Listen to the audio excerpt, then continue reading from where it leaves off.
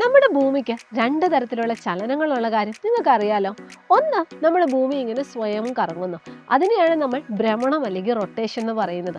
ഇത് കൂടാതെ, അതായത് ഭൂമി ഇങ്ങനെ സ്വയം കറങ്ങുന്ന കൂട്ടത്തിൽ തന്നെ നമ്മുടെ സൂര്യന് ചുറ്റി സഞ്ചരിക്കുന്നുമുണ്ട്. അപ്പോൾ ഇതിനെയാണ് നമ്മൾ പരിക്രമണം അല്ലെങ്കിൽ റെവല്യൂഷൻ എന്ന് പറയുന്നത്. ഈ രണ്ട് കോൺസെപ്റ്റുകളും നമ്മൾ വളരെ ചെറിയ ക്ലാസ് മുതലേ പഠിക്കുന്ന കാര്യമാണ്. പക്ഷേ ഈ ഭൂമിയിലുള്ള വസ്തുക്കൾക്കും ഇതുപോലെ പലതരത്തിലുള്ള ചലനങ്ങളുണ്ട്. അതും നിങ്ങൾ ചിലപ്പം ചെറിയ ക്ലാസ്സിൽ ഡിസ്കസ് ചെയ്തിട്ടുണ്ടാവും. ഒരു ഉദാഹരണം എടുക്കുകയാണെങ്കിൽ, ജസ്റ്റ് നിങ്ങൾ ഈ പറയുന്ന പാർക്കിലൊക്കെ പോവുകയാണെങ്കിൽ ഊഞ്ഞാലാടുന്നത് എങ്ങനെയെന്ന് ശ്രദ്ധിച്ചിട്ടുണ്ടോ? ഊഞ്ഞാലാടുമ്പം അവിടെ ഏത് തരത്തിലുള്ള ചലനമായിരിക്കും? ജസ്റ്റ് ഒന്ന് ശ്രദ്ധിച്ചു നോക്കിയാൽ അറിയാം. ഒരു മീൻ പൊസിഷൻ അല്ലെങ്കിൽ ഒരു തുലന സ്ഥാനത്തെ ആധാരമാക്കി ഇരുവശങ്ങളിലേക്കുമുള്ള ചലനമാണ് നമ്മുടെ ഊഞ്ഞാലാട്ടം എന്ന് പറയുന്നത്. അപ്പോൾ അതിന് നമ്മളൊരു പേരും വിളിക്കുന്നുണ്ട്. ദാറ്റ് ഈസ് കോൾഡ് ഓസിലേഷൻ അല്ലെങ്കിൽ ദോലനം. പക്ഷേ ഇതേ പ്രോസസ്സ് തന്നെയാണോ ഒരു റബ്ബർ ബാൻഡ് നമ്മൾ സ്ട്രൈക്ക് ചെയ്യുമ്പോൾ കാണുന്നത്? അവിടെ ഒന്ന് ആലോചിച്ച് നോക്കിയേ. നമ്മളൊരു റബ്ബർ ബാൻഡ് കയ്യിൽ പിടിക്കുന്നു, എന്നിട്ട് ജസ്റ്റ് നമ്മളതൊന്ന് സ്ട്രൈക്ക് ചെയ്യുന്നു. അങ്ങനെ സ്ട്രൈക്ക് ചെയ്യുമ്പോഴും അതും ഇതുപോലെ ഒരു മീൻ പൊസിഷൻ ആധാരമാക്കി രണ്ട് വശങ്ങളിലേക്കുള്ള ചലനമാണ്. പക്ഷേ ആ ഒരു കേസിൽ നമ്മൾ അതിന് ഓസിലേഷൻ സംഭവിച്ചു എന്നാണോ നമ്മൾ പറയുന്നത്? അല്ല, നമ്മൾ അവിടെ പറയുന്നത് അതിന് വൈബ്രേഷൻ സംഭവിച്ചു എന്നാണ്. അപ്പോൾ ഇതിൽ നിന്ന് നമുക്കൊരു കാര്യം മനസ്സിലായി.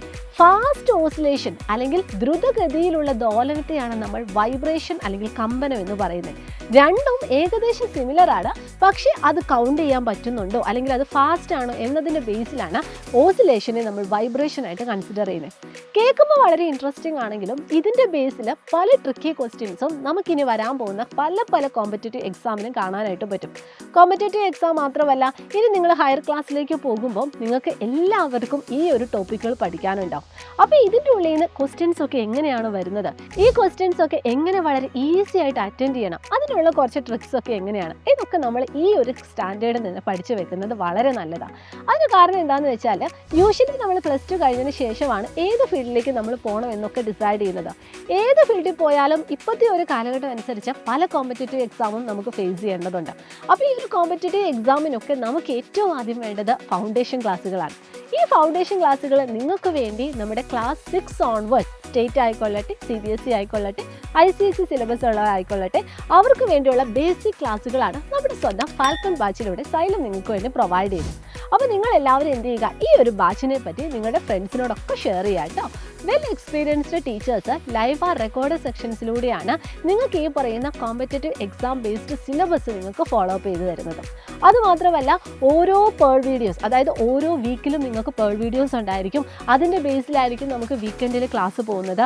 അത് തന്നെ യൂഷ്വലി ഫിസിക്സിനും കെമിസ്ട്രിക്കും അതുപോലെ തന്നെ ബയോളജിക്കും മാത്സിനൊക്കെ ആയിരിക്കും നിങ്ങൾക്ക് ക്ലാസ് ഉണ്ടാവുന്നത്. പിന്നെ അതുകൂടാതെ തന്നെ നിങ്ങൾക്ക് എക്സാം ഉണ്ട്.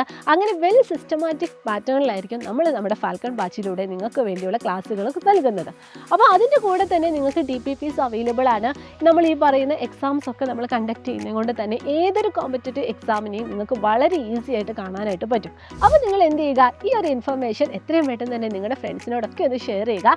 അടിപൊളിയായി വേഗം തന്നെ നമ്മുടെ ഫാൽക്കൺ ബാച്ചിലേക്ക് ജോയിൻ ചെയ്യുക കേട്ടോ. അപ്പോൾ കൂടുതൽ ഡീറ്റെയിൽസിന് വേണ്ടി താഴെ കാണുന്ന ഫോൺ നമ്പറിൽ കോൺടാക്ട് ചെയ്യുക. അപ്പോൾ എല്ലാവർക്കും all the very best. Thank you so much.